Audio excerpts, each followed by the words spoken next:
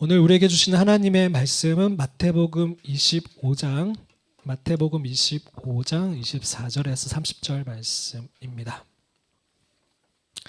마태복음 25장 24절에서 30절 말씀입니다. 제가 한 절 읽고 여러분 한 절 읽으시고 이렇게 서로 교독하면서 읽도록 하겠습니다. 한 달란트 받았던 자는 와서 이르되 주인이여 당신은 굳은 사람이라 심지 않은 데서 거두고 해치지 않은 데서 모으는 줄을 내가 알았으므로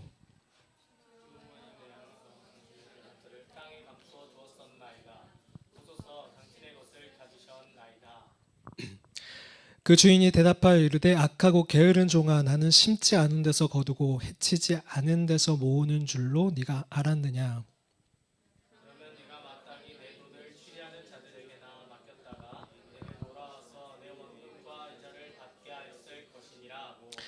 그에게서 그 한 달란트를 빼앗아 10달란트 가진 자에게 주라.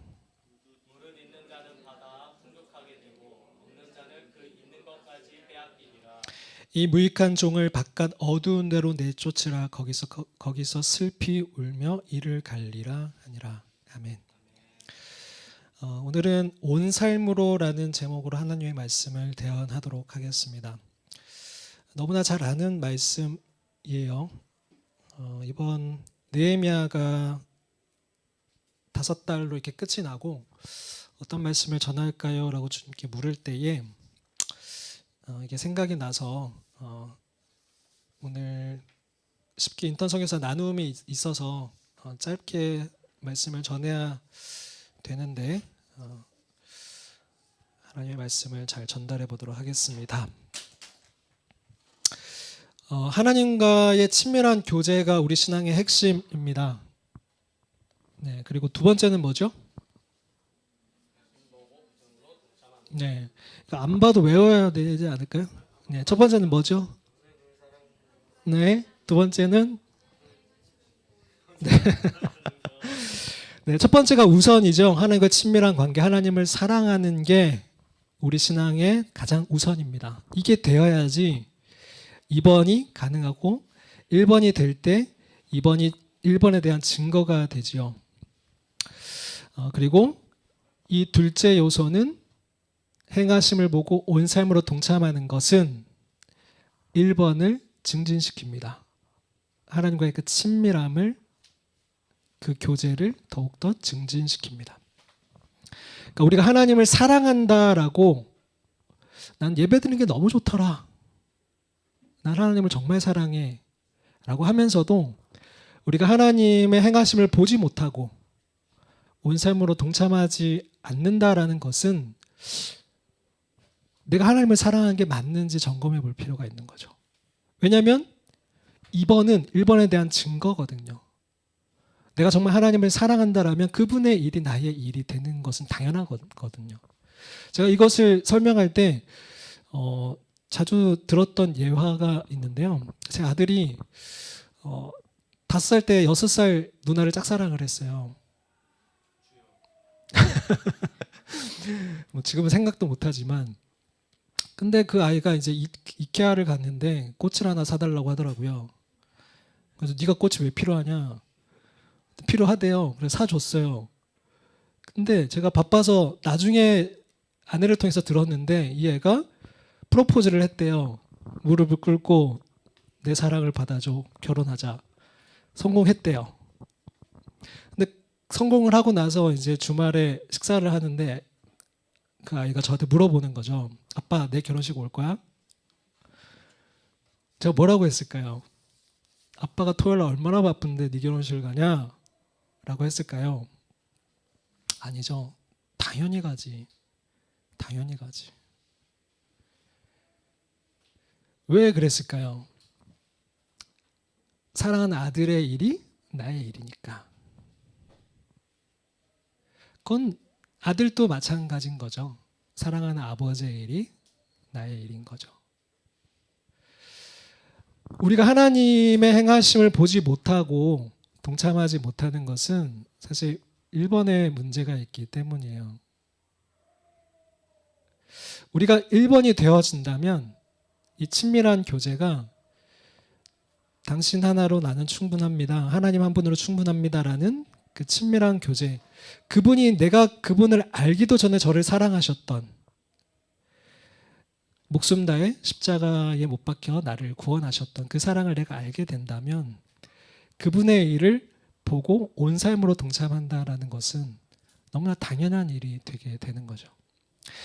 이 2번을 우리가 어느 정도 작은 것으로 축약해서 생각하면 안 되고요. 그러니까 우리가 하나님의 일에 동참한다는 것이 어떤 오이코스 리더, 셀 리더가 된다든지 찬양팀을 선다든지 어떤 봉사를 하는 거 너무 중요하지만 봉사를 하는 정도로서 머무는 게 아니라 내 삶의 목적 자체가 내가 먹고 살아가는 그 목적 자체가 하나님을 위하고 하나님의 그 목적을 함께 동참하는 것이 되어야 한다라는 거죠. 그러니까 주일에 내가 주님을 섬기는 것 따로 6일 동안 내 마음대로 내 목적대로 내 방법대로 내 의지대로 살아가는 이런 삶이 아니라 내 모든 삶이 그분의 목적이 되고 내가 목회자나 선교사로서 꼭 동참하지 않더라도 인턴 선교사들에게 우리가 장기 선교사를 강요하지 않거든요. 그렇게 되지도 원하지도 않고 그게 아니라 각자가 주신 그 달란트와 직업에 따라서 그것을 가지고 하나님의 영광을 위해서 선교적 삶을 사는 그 삶을 살기를 바라는 거죠. 근데 중요한 건 뭐냐면 조금 덥지 않나요? 저만 덥네요. 우리가 그 친밀한 교제가 되어지지 않으면 하나님의 행하심이 보이지가 않고 들리지가 않는다라는 거죠. 친밀한 교제가 되지 않으면 매일매일 주님을 찾지 못하면 그 주님과의 친밀한 교제가 되어지지 않으면 하나님의 행하심을 들어도 보아도 보지 못하고 듣지 못한다라는 거죠. 지금 쉽게 인턴 선교사들이 여기 서서 하나님이 어떤 일을 행하고 계신지를 얘기를 하더라도 내가 하나님과 그 친밀한 교제 가운데 있지 못하면 듣더라도 그것이 보이지 않는 거죠. 들리지 않는 거죠. 그거는 저 친구들도 마찬가지였을 거예요.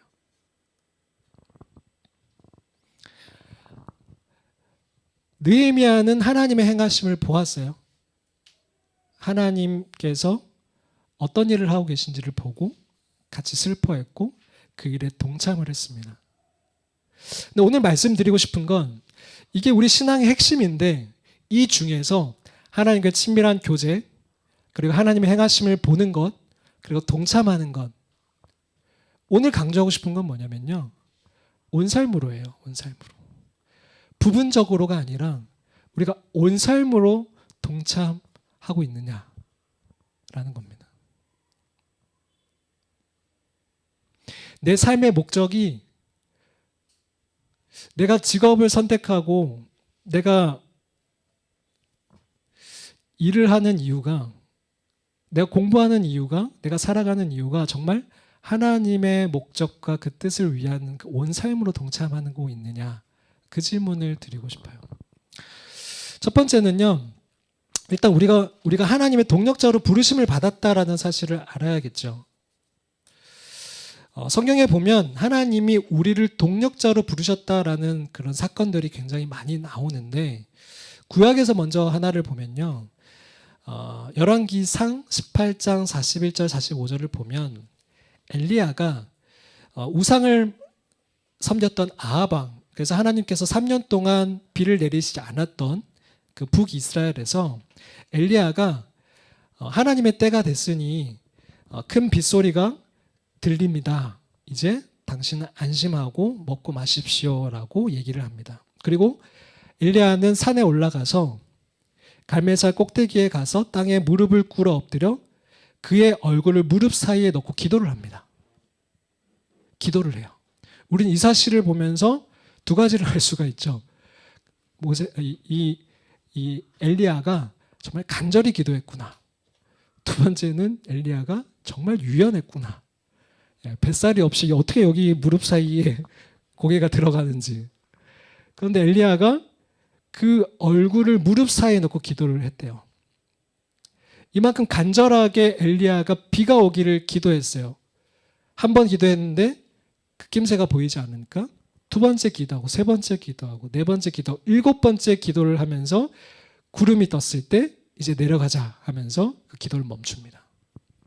근데 이 엘리야가 비가 오기를 기도했는데 이것은 엘리야가 비가 오기를 원해서 하나님께 때를 쓰면서 간청했던 기도가 아니고요. 열왕기상 18장 42절에 엘리야가 기도를 했는데 이것은 18장 1절에 가서 보면 하나님의 뜻이었던 것을 볼 수가 있어요. 열왕기상 18장 1절 말씀을 같이 한번 읽겠습니다. 시작. 많은 날이 지나고 제3년에, 그러니까 가뭄이 있은 지 제3년에 다시 여호와의 말씀이 엘리야에게 임하여 이르시되 너는 가서 아합에게 보이라. 내가 비를 지면 내리라. 주어를 잘 보세요. 누가 비를 내리신다고요? 하나님이 내리신대. 하나님의 뜻이었어요. 3년이 지나고 이제 이 땅에 비를 내릴 때가 됐다. 내가 비를 지면 하나님께서 비를 지면 내리리라. 비를 내리는 건 하나님의 뜻이었습니다. 그럼에도 불구하고 42절에 가서 엘리야가 7번을 그렇게 간절히 기도했다고요. 왜요? 왜 그랬을까요? 왜 그래야만 됐을까요? 하나님께서 이 땅에서는 사람과 함께 일하기로 작정하셨기 때문이에요. 하나님이 우리를 동력자로 부르셨기 때문에 그래요. 하나님은 하나님의 일을 행하시는데 하나님이 앞서가시지만 하나님 단독적으로 하시는 게 아니라 누구와 함께 일하시냐면 하나님의 자녀들과 일하기로 작정하신 거예요. 그래서 우리가 하나님의 앞서가심을 보고 온 삶으로 동참할 때 하나님의 일이 이루어지는 겁니다. 하나님이 뒷받침하시는 거예요. 그게 하나님이 일하시는 방식입니다. 만약 엘리야가 기도하지 않았더라면요.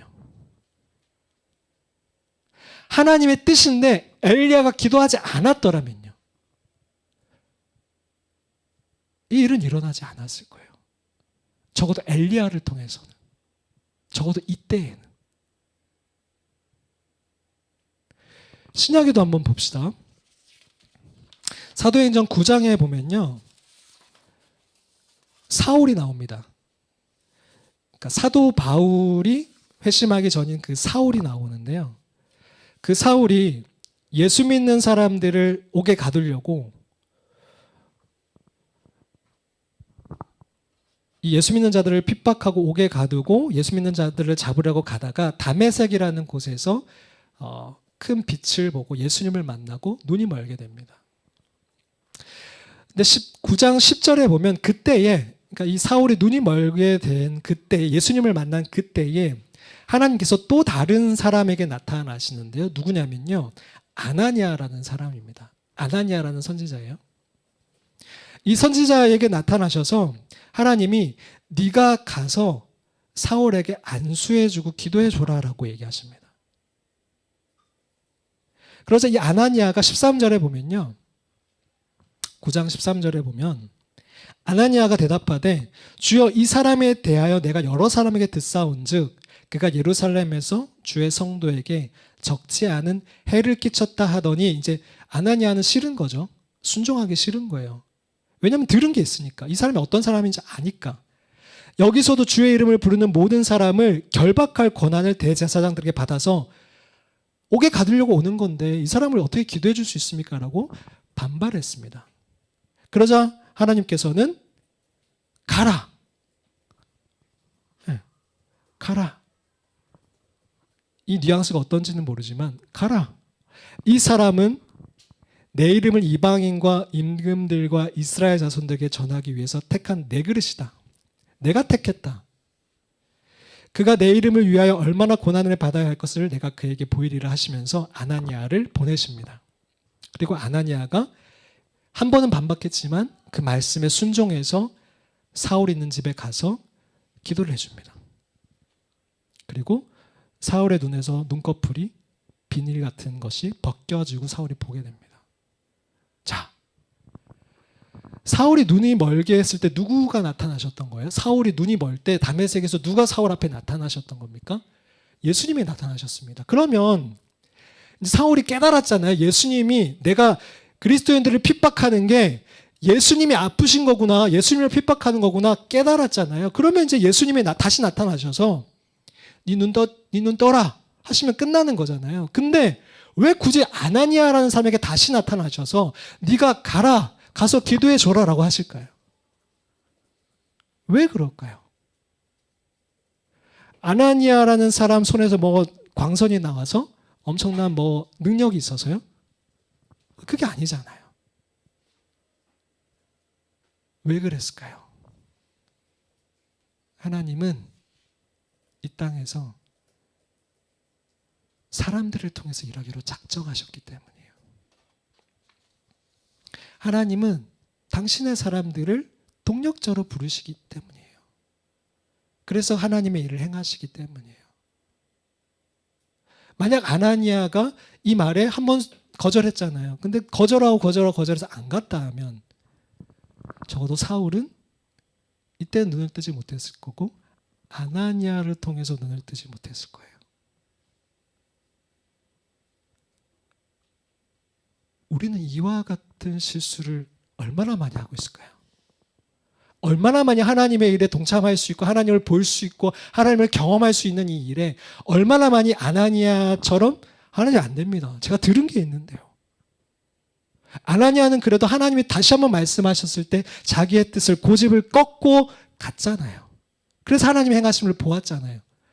근데 우리는 얼마나 많은 경우 들은 척도 안 할까요? 무슨 2+ 인턴 선교사야. 돈 벌어야지. 얼마나 많은 경우 우리가 하나님의 뜻을 내 고집으로 꺾어버리고 내 마음대로 살아갈까요? 얼마나 많은 교회가 있고 얼마나 많은 그리스도인들이 있는데 왜 지금 이 시대에는 이 성경에 나오는 그 하나님 크기의 일들이 일어나지 못하는 걸까요? 하나님이 그때는 능력이 있으시고 지금은 능력이 없으셨을까요? 엘리야에게 행하셨던 이 일을 아나니아에게 행하셨던 이 일들을 하나님은 지금은 못하셔서 이 일이 일어나지 않는 걸까요? 내 삶에는 하나님이 일하실 수 없어서 하나님 능력이 없어서 하나님의 일들이 일어나지 않는 걸까요?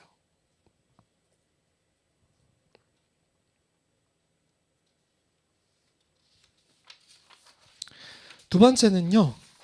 하나님이 우리를 동력자로 삼으셨는데 두 번째는 그렇다면 이제 우리는 동참을 하는데 온 삶으로 동참을 해야 한다라는 겁니다. 그러니까 부분적으로 동참하는 것이 아니라 주일을 하는 주님의 일에 동참을 하되 6일 동안 내 마음대로 살아가고 내 마음대로 내 뜻대로 내 목적을 향해서 살아가는 게 아니라 온 삶을 통해서 동참해야 한다는 거죠. 내 삶의 목적 자체가 하나님이셔야 된다는 거죠.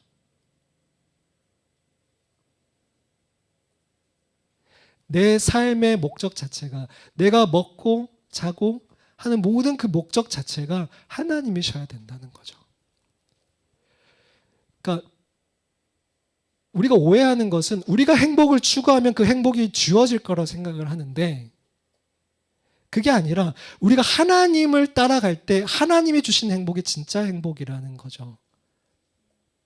근데 이거는 성경에서만 말하는 게 아니라 요즘에 뇌과학자들도 이 얘기를 하고 있어요. 그러니까 내가 추구하는 그 재미를 쫓아갔을 때 그 재미가 주는 반사이익으로 우울감이 찾아온다라는 거죠. 그 짧은 도파민을 통해 내가 취했을 때 반대급부로 우울함이 찾아온다라는 거예요. 근데 내가 하나님을 예배하고 하나님을 쫓아갈 때 그 하나님이 주시는 기쁨은 내 삶 전체에서 주시는 그 기쁨은 그것과 비할 수 없는 세상에 줄 수 없는 기쁨이라는 거예요.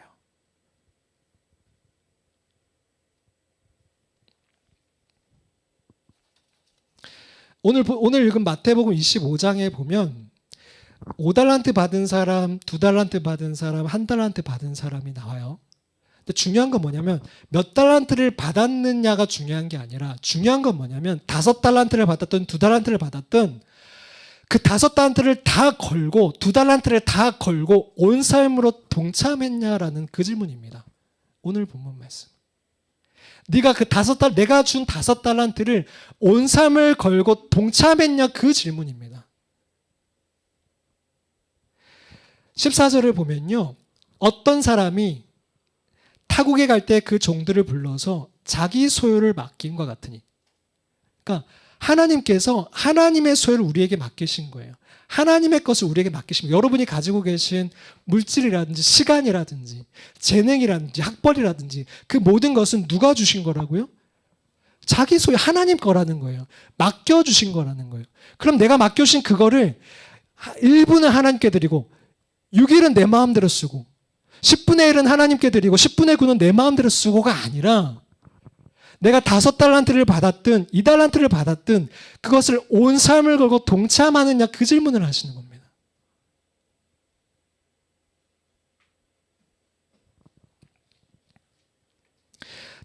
다섯 달란트 받은 자는 16절에 보면 바로 가서라고 얘기합니다. 5달란트 받은 자는 바로 가서 그것으로 장사요. 잃어버릴 수도 있어요. 장사를 할 때 리스크가 있잖아요. 탕진할 수도 있잖아요. 그러나 그것을 가지고 가서 안주하지 않고 가서 최선을 다하는 겁니다. 최선을 다하는 거예요. 안주하지 않고 최선을 다하는 거예요. 2달란트 받은 자도 마찬가지였어요. 똑같이 가서 최선을 다해서 그것을 행합니다. 그리고 5달란트는 5달란트를 남기고요. 2달란트 받은 자는 2달란트를 남깁니다. 근데 1달란트 받은 자는 어떻게 하냐면 18절에 보면 땅을 파서 그 주인의 돈을 감추어 두었습니다.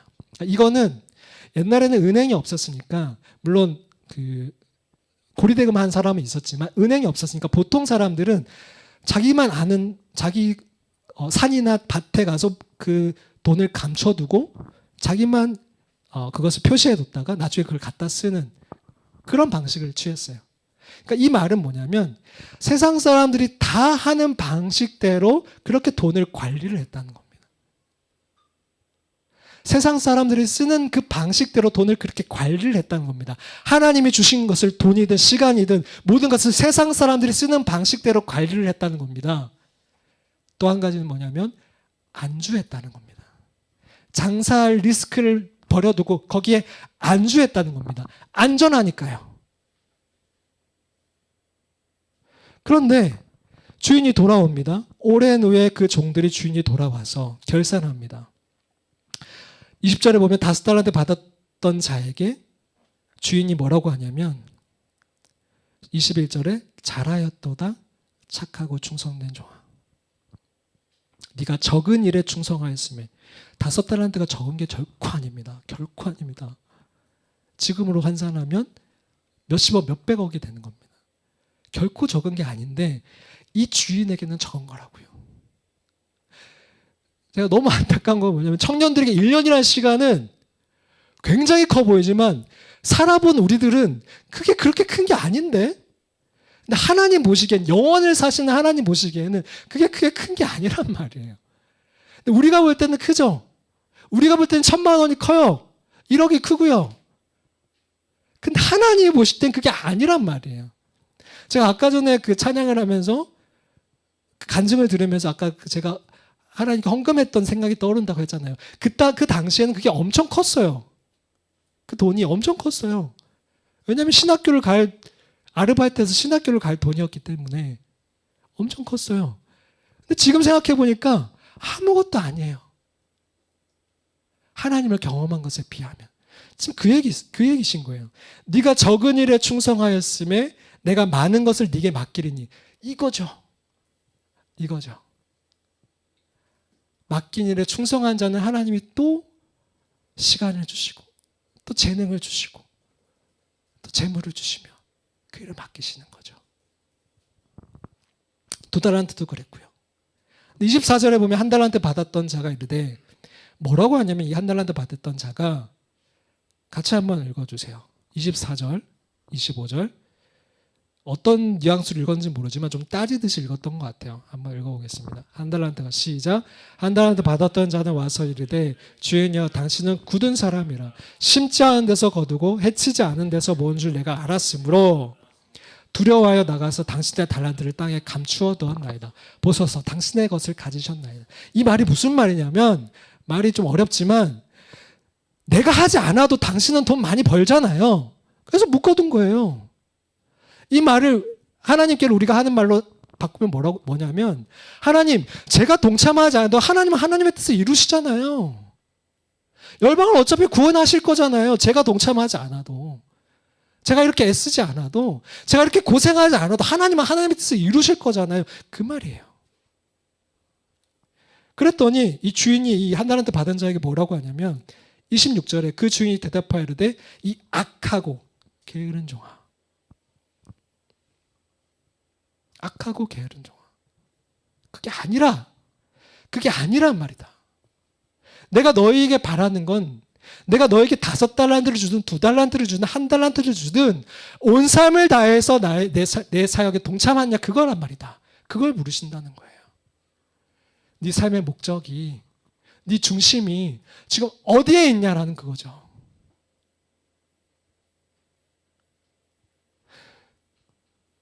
주일날 내가 봉사를 하면서도 내가 복받기 위해서 봉사할 수도 있는 거잖아요. 그거는 온 삶으로 동참하는 게 아니죠. 나를 위한 거잖아요. 교회를 가면서도 아까 은우가 얘기했지만 교회를 가면서도 벼락 안 맞으려고 갈 수도 있는 거잖아요. 그건 온 삶으로 동참하는 게 아니라는 거예요. 온 삶은 내 삶의 목적 자체가 내가 어떤 직업을 가지든 집에서 아이를 보든 택시를 운전하든 그 온 하나님이 나에게 주신 그게 1달란트든 몇 달란트든 그 온 삶을 통해서 하나님께 영광이 되고 하나님을 위한 삶을 살고 있냐라는 거예요. 여러분이 공부하는 목적이, 돈을 버는 목적이 그게 온 삶입니다. 마지막으로 예수님의 삶을 보면 온 삶으로 동참한다라는 것이 무엇인지 알 수 있는데, 온 삶으로 동참하는 것은 내게 유익이 되지 않아도 오히려 불이익을 당할 때에도 동참하는 것이 온 삶으로 동참하는 거예요. 근데 이게 쉽지가 않은 거죠. 여기서 많은 사람들이 온 삶이 아니라 부분적으로 순종하는 거죠. 나에게 유익이 있을 때, 내 교회에 유익이 있을 때, 내 가정에 유익이 있을 때 동참하죠. 근데 불이익이 있을 때 동참하지 않죠.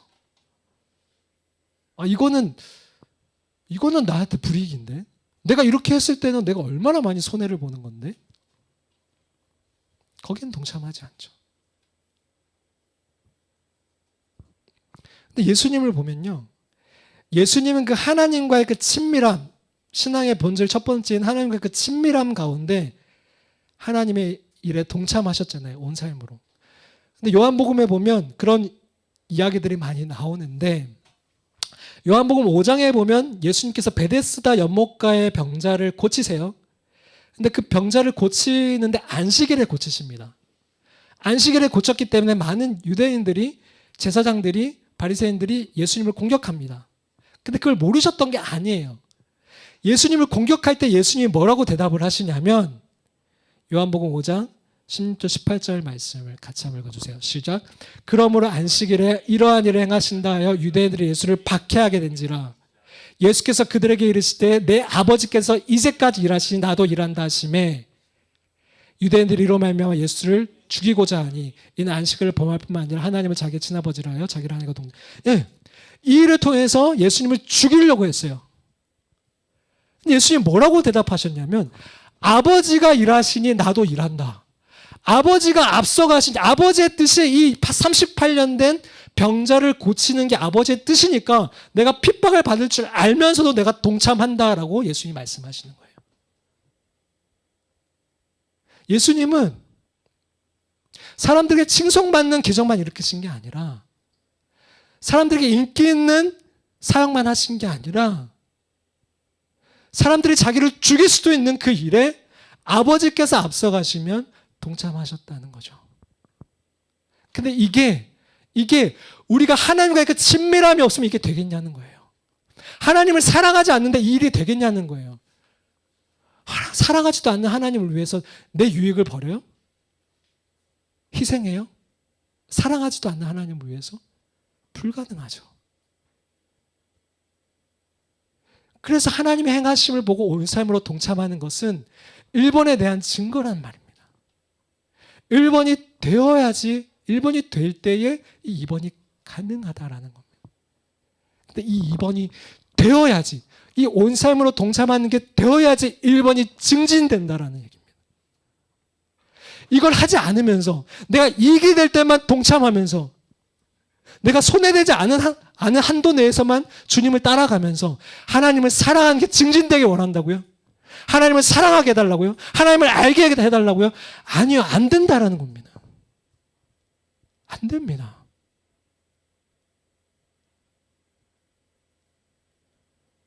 백날해도 안 됩니다. 여러분 생각해 보세요. 내가 누군가를 사랑한다라고 하면서 그 사람이 다른 사람들에게 칭찬받을 때는 내가 옆에 서서 같이 있다가 그 사람이 다른 사람들한테 오해를 받고 핍박받을 때 나는 발을 빼고 같이 손가락질 한다면 내가 그 사람을 사랑하는 겁니까? 그리고 그 일이 끝났을 때 그 사람은 나를 신뢰할까요? 사랑할까요? 연합할 수 있을까요? 안 되죠. 안 됩니다.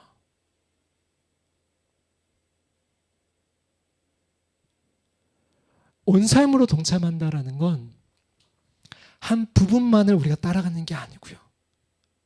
내가 유익이 될 때만 따라가는 게 아니라는 거예요.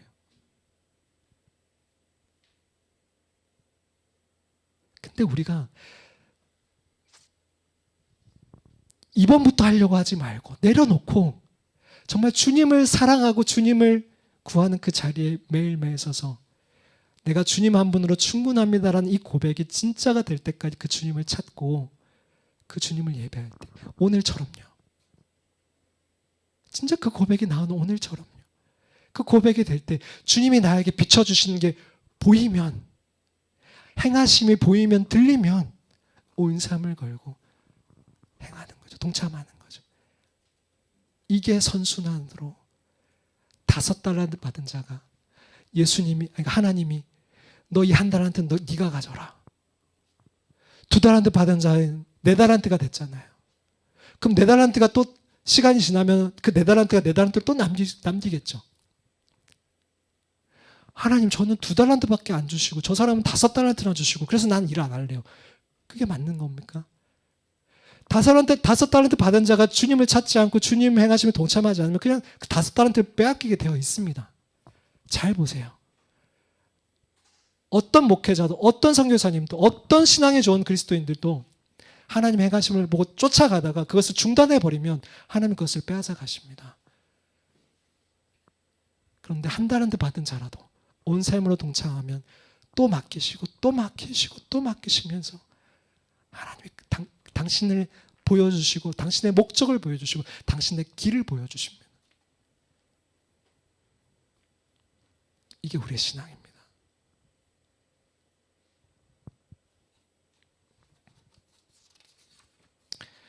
말씀을 마무리하겠습니다.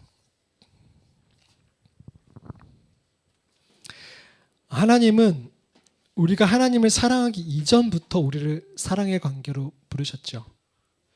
그리고 그 관계 안에서 그 사랑 안에서 나의 사랑하는 아버지께서 꿈꾸시고 소망하고 이제까지 일하고 계신 그 놀라운 일에 우리를 초청하십니다.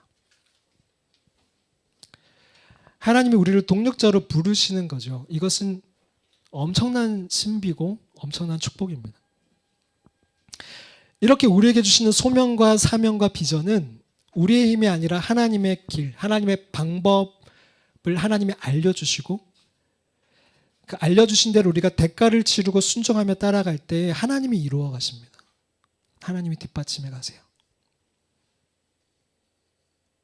우리는 이처럼 나의 힘으로 할 수 없는 일들이 하나님의 방법으로 이루어지는 것을 보면서 하나님에 대해 더 알게 되고 그분을 글로 아닌 삶으로 경험하게 됩니다. 그리고 그분을 더욱 사랑하게 됩니다. 이것이 5달란트, 2달란트 받은 자의 삶입니다. 호렙산에서 하나님께서 오셔서 출애굽을 위해 초청하실 때, 모세를 초청하실 때 모세가 나는 말을 못하는 자라고 거부하고 또 거부했죠. 결국 모세가 그 하나님의 초청에 순종하지 않았더라면 모세는 하나님을 알고 경험하고 더욱 사랑하게 될 수 없었을 겁니다. 느헤미야도 마찬가지였습니다. 느헤미야가 그 안정된 페르시아 궁 안에 머물렀다면 결코 경험하지 못했을 하나님의 놀라우심을 경험하고 그분의 위로가 되었지요. 느헤미야서를 다시 한번 읽고 들어보십시오. 이번 주 수요일 날 대만에서 1년간 인턴 선교사로 지낸 8기 2명이 한국으로 돌아왔습니다. 여기도 앉아 있는데요. 앉아 있을지 모르고 제가 썼는데 민망하겠지만 이 8기 인턴 선교사들이 1년 전에 떠날 때 한 명이 여기서 간증을 했었어요. 그들도 가기 전에는 믿음의 갈등이 있었습니다.